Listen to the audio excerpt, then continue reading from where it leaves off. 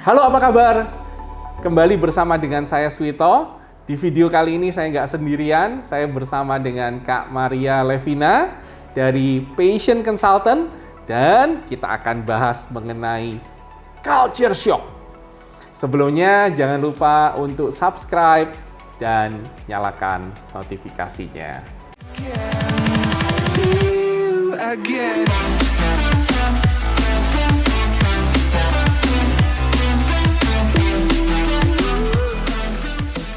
Kak Maria Levina adalah psikolog dari Passion Consultant. Kak Maria sudah bersama dengan kita hari ini. Halo. Apa kabar Kak Maria? Apa kabar Pak?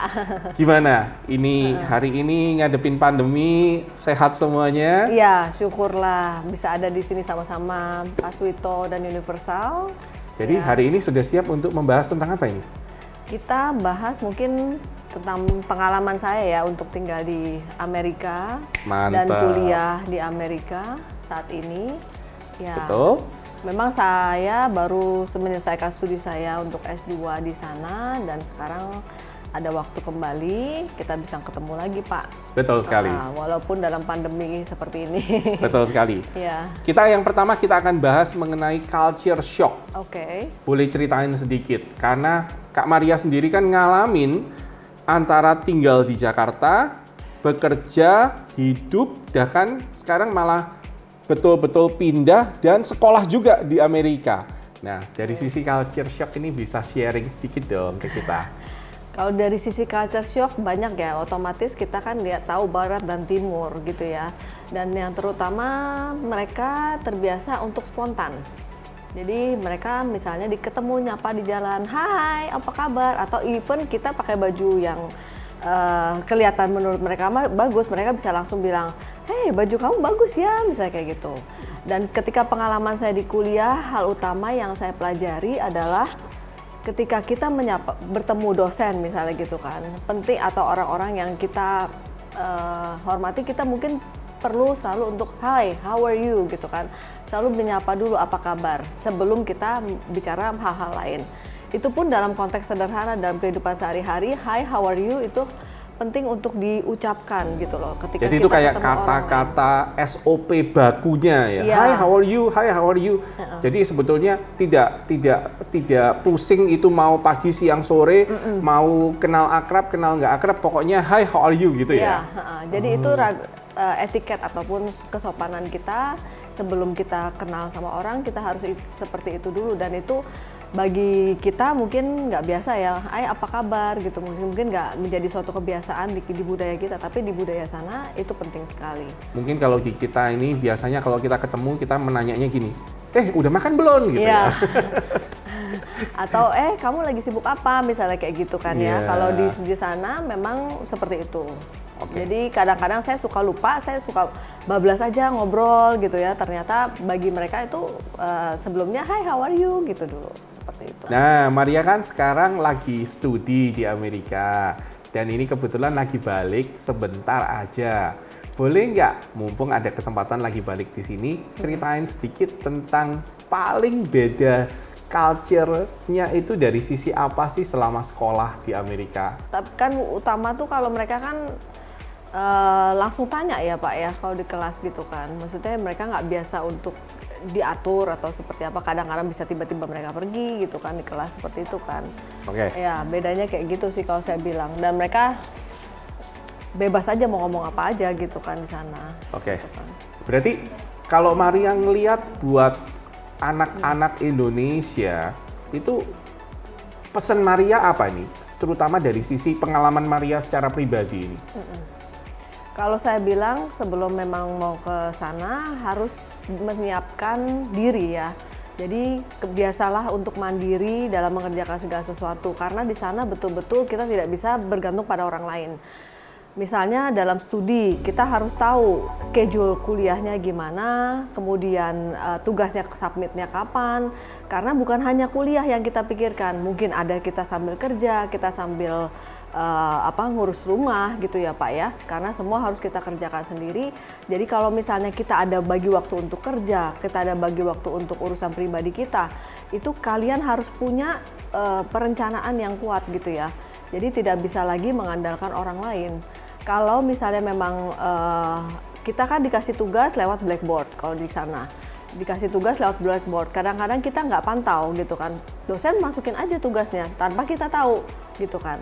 Kalau misalnya anak yang nggak sigap ya, maksudnya harus dikasih tahu sama temennya atau sama siapa, itu akan ketinggalan. Tapi kalau misalnya dia sendiri tahu, oh saya akan selalu pantau Blackboard gitu untuk tahu sampai mana tugas saya dan deadline-nya kapan gitu loh.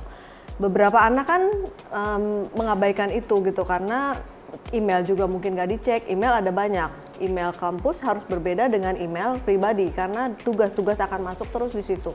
Oh, sorry. Blackboard itu adalah seperti aplikasi khusus. Ya. Jadi ceritain sedikit tentang Blackboard. Jadi Blackboard itu aplikasi khusus di Marshall. Nggak tahu di kampus lain ada apa atau tidak ya. Tapi kalau di kampus saya, kita semua ada beberapa kelas yang kita ikutkan. Itu semua akan ada di Blackboard.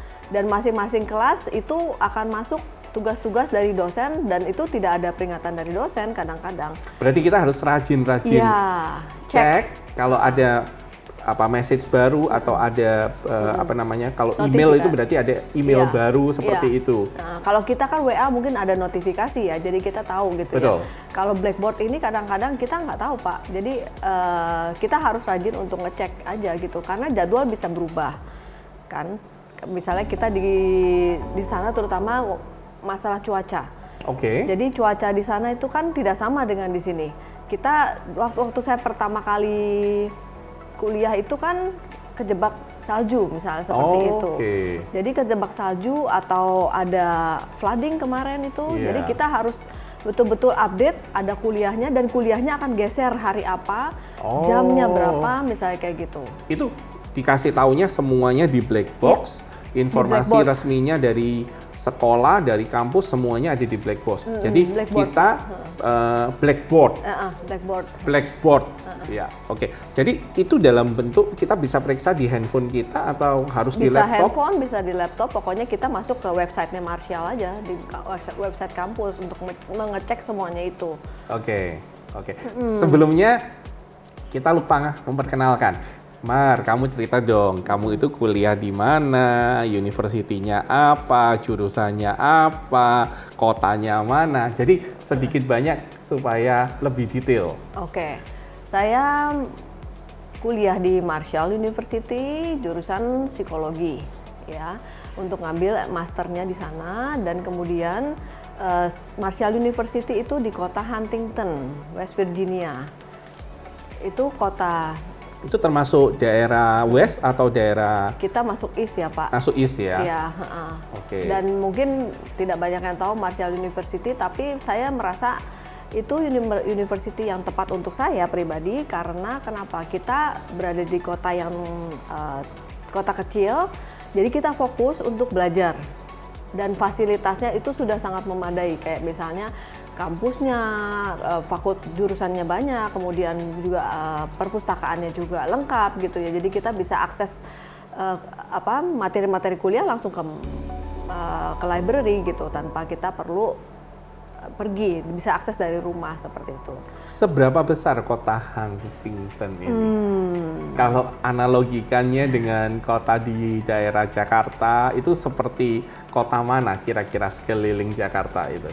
Mungkin sebenarnya kota Huntingtonnya kecil, tapi kita kan ada di West Virginia ya Pak. Jadi West Virginia ibaratnya Bekasi, saya mungkin di daerah yang Jati Beningnya misalnya gitu atau apa gitu. Jadi memang West Virginia ini letak kota saya itu ada di antara West Virginia, Ohio dan Kentucky.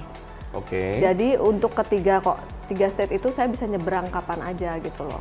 Dengan sangat gampang ya? Dengan sangat Berapa gampang. jaraknya? Bisa cuma 10 menit ke Ohio, bisa juga cuman ke Kentucky cuman setengah jam. Karena memang saya di pertigaan antara 3 state itu.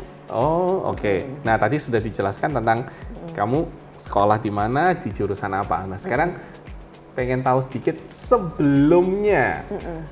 Kamu waktu masih di Jakarta atau waktu masih di Indonesia, ceritakan sedikit kamu itu sekolah di mana, lulusan di mana, pengalaman kerjanya apa, ceritain sedikit. Oke, kalau sebelum kuliah di sana, saya ngambil jurusan klinis anak ya di Universitas Indonesia. Dan sebelumnya juga S1-nya dari Atmajaya ya. Jadi saya udah punya pengalaman kuliah di Indonesia dan punya kuliah di luar. Jadi saya bisa bayangkan, tadinya saya pikir palingan kurang lebih sama nih gitu kan. Tapi banyak sekali Pak perbedaannya antara kuliah di Indonesia dan kuliah di luar. Ya. Kata kuncinya banyak sekali perbedaannya. Demikian informasi dari saya bersama dengan saya Suwito. Jangan lupa ikutin terus dan kasih komen, kasih jempol, dan share ke teman-teman yang lain. Terima kasih, sampai di sini dulu. Salam dari Suwito. See you again.